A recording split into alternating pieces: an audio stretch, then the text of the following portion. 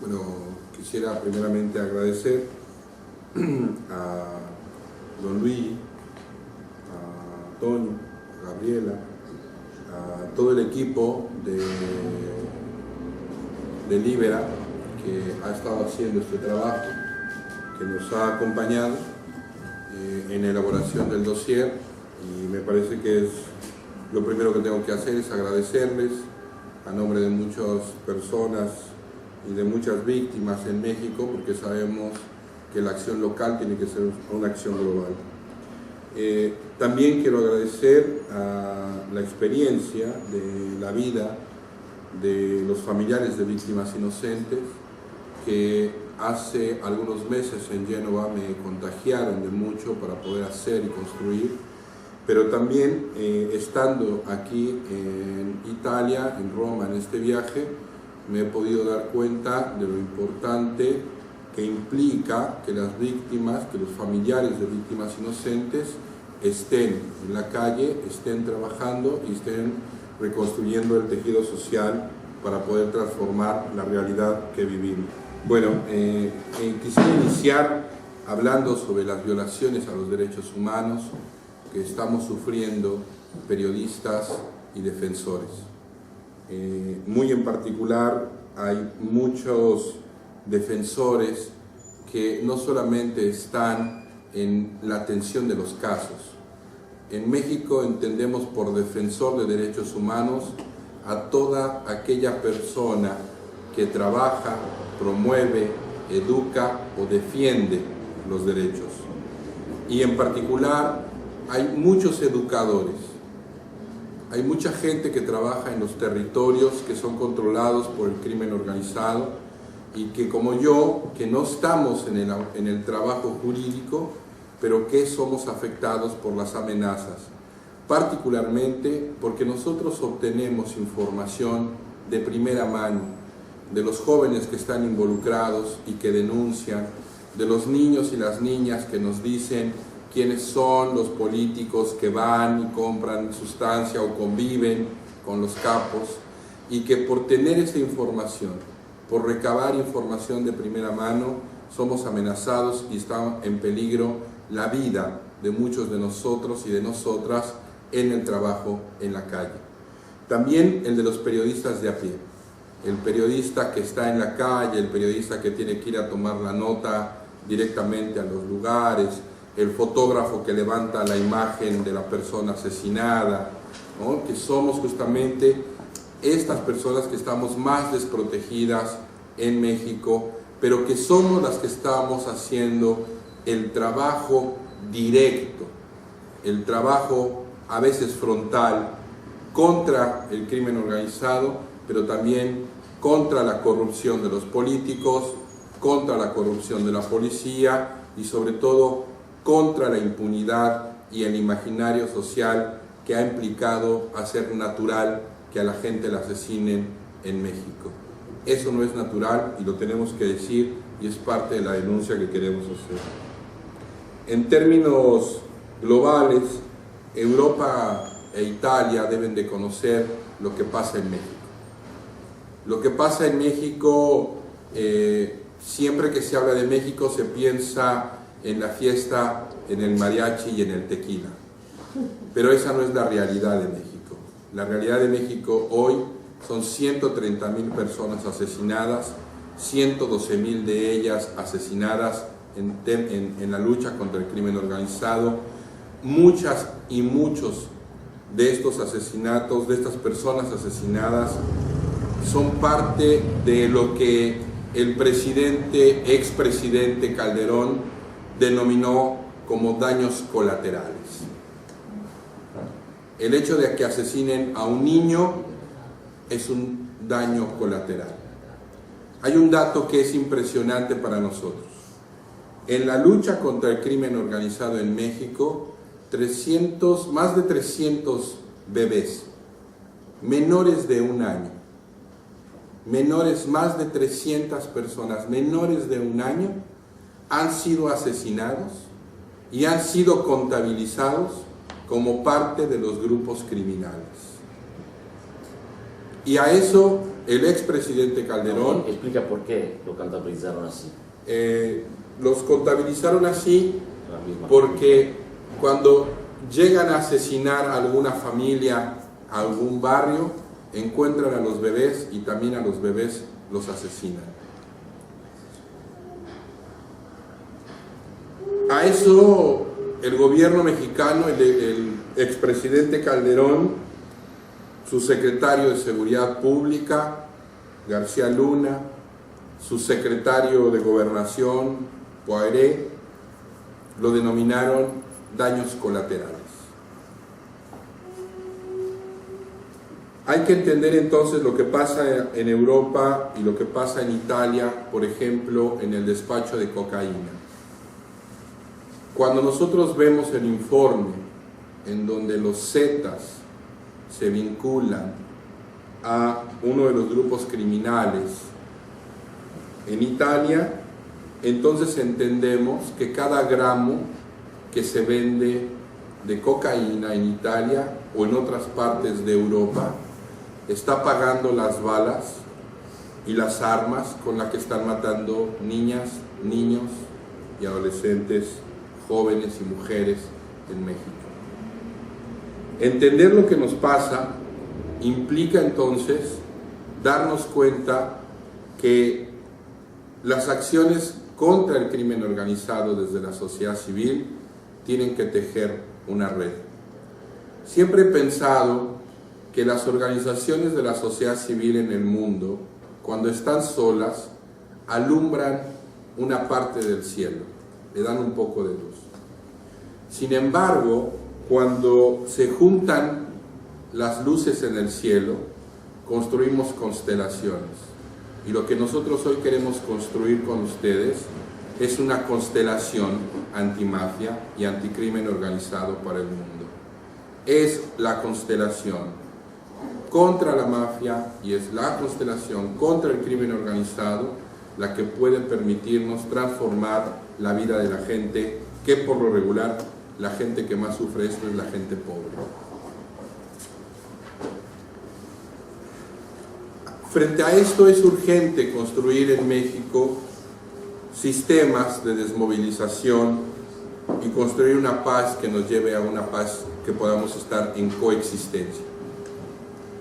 Quiero contar la anécdota de un niño de 11 años que a los 12 ya estaba vinculado con el crimen organizado y ya era sicario. Era sicario porque no tenía para pagar la escuela y le pagaban $60 para poder asesinar a una persona. Pero no es el pago o el sicariato, sino es el abandono del Estado con políticas educativas, con políticas que provean salud, con políticas que provean recreación y desarrollo social, las que implican que ese niño quede más desprotegido. La falta de empleo, la pérdida de empleo de su mamá, implicó que ese niño, el primer mensaje que recibió es: ya no vas a continuar estudiando. Un niño que quiere seguir estudiando y que se involucra con el crimen organizado para poder seguir estudiando. Es un niño que quería tener un sueño, es un niño rescatado por el trabajo que hacemos nosotros y es un niño que hoy está construyendo un sueño.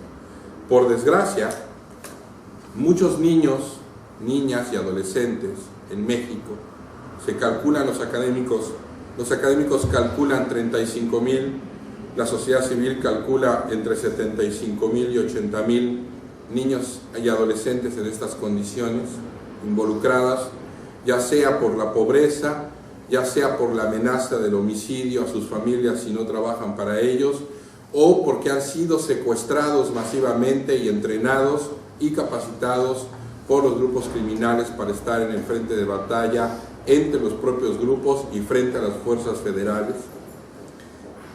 Si nosotros no construimos un sistema nacional de desmovilización, y esa es una tarea que le tiene que quedar muy clara al presidente Peña Nieto, si no construye un sistema en el cual podamos proteger que un chico de estos vaya a un lugar, entregue el arma y pueda denunciar qué fue lo que le pasó y pueda decir cómo fue obligado a trabajar y en qué condiciones se encuentran. Si no construimos eso, no vamos a construir una paz que nos lleve a una paz que nos dé la coexistencia que necesitamos para reconstruir nuestra patria. Iniciar este nuevo gobierno, por desgracia, en el primer día de gobierno de Peña Nieto, podemos contar hoy las primeras 10 personas asesinadas. En el municipio de Naucalpan, en el Estado de México, 3 ejecutados en la entrada de un parque a donde deberían de estar los niños, y van y depositan a 3 personas ejecutadas.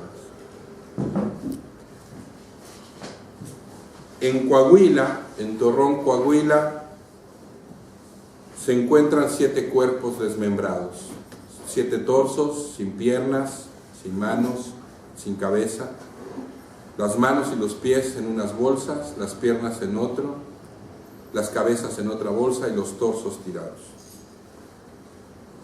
La edad promedio de estos cuerpos, 17 a 24 años. Son los primeros 10 homicidios en el periodo de Peña Nieto. Frente a esto necesitamos construir verdad y memoria. Verdad porque queremos saber cuál es el nombre de estas personas.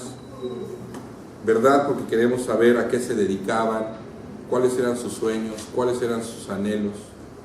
Pero también contar que dejaron familiares seguramente y que esos familiares necesitan pasar a la memoria, pero una memoria con verdad que les permita transitar, no con miedo, porque son señalados.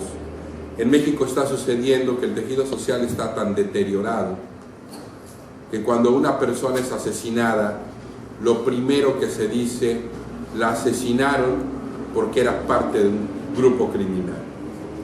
Y la gente se queda sola para toda la vida pensando que su hijo o su hija eran parte de un grupo criminal. Por eso es una exigencia de verdad y memoria para que pueda haber justicia. Al presidente Peña Nieto le tenemos que decir que el discurso de la reducción de los homicidios no nos sirve. Reducir los homicidios en México solo implicaría una cosa, que han pactado con los grupos criminales el delito de homicidio. Y ahí quiero contar el caso de una persona que se llama Carlos Cárdenas Lozoya, una persona de 40 años, dueño de una ferretería, que fue asesinado el pasado 27 de noviembre de 2012 en Ciudad Juárez por negarse a pagar el derecho de piso. Ese ejemplo, el piso, es lo que nos lleva a decirle al presidente Peña Nieto y su gobierno que reducir los homicidios no implica absolutamente nada. Tenemos que reducir los delitos patrimoniales, como el derecho de piso, la extorsión, el secuestro, la trata de personas, la falsificación de documentos, la clonación de tarjetas, porque esos son los delitos que también generan muchos muertos, y justamente lo que queremos es que haya una acción en 360 grados contra el crimen organizado y no solo contra un delito que sería el delito de homicidio. Para nosotros entonces esta campaña implica no solamente poner los números, no solamente contar las historias que pueden ustedes leer en el dossier, implica hacer una exigencia a los organismos internacionales, a los organismos en México de procuración de justicia, de desarrollo social, de educación, a la propia presidencia, a todo el entramado internacional que tiene que ver con los embajadores en México, pero también con los embajadores de México en otros países, porque implica entonces que es una campaña que, resolviendo el problema que tenemos en México, ayudaríamos a empezar a resolver problemas que tienen ustedes en Italia, por ejemplo.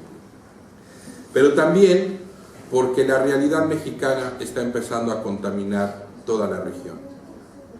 Si vamos a Guatemala, vemos operando a los Zetas en Guatemala.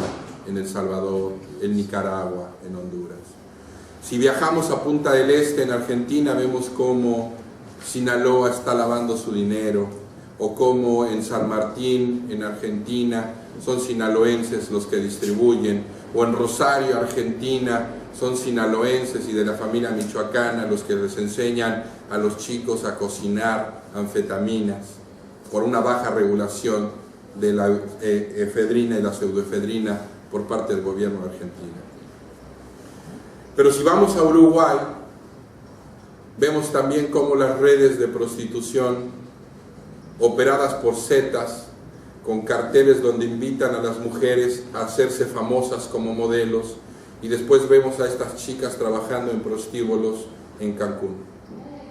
Lo que estamos planteando es que esta acción global y empezar a resolver el problema de México es empezar a resolver el problema de la región y empezar a resolver el problema que verdaderamente están padeciendo primordialmente niñas, niños, adolescentes y jóvenes.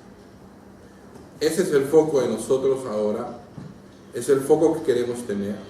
Queremos regresar a México porque es ahí donde tenemos que hacer nuestro trabajo, pero hoy entendemos que para regresar a México tuvimos que gritar un ya basta fuera de México.